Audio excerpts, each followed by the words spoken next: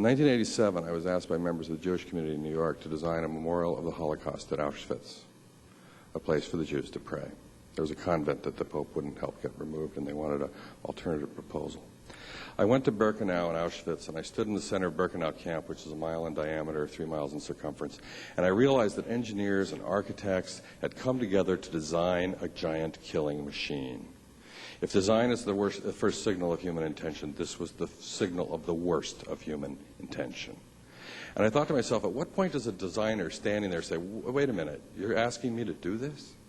They design a gate that says the work will set you free. And the engineers design a railhead to bring people in on cattle cars, and they'd be taken out on one side where they would be exposed to, taken into gas chambers and exposed to Cyclone B being developed by Farben Chemical Works nearby. And then they would have some of their skin would be stripped, their gold would be removed from their mouths, their hair might be taken for stuffing of mattresses, and then their corpses would be taken and into the crematoria, where German engineers were calculating how to most effectively and efficiently stack the human corpse, depending on body fat content, so it would burn most efficiently.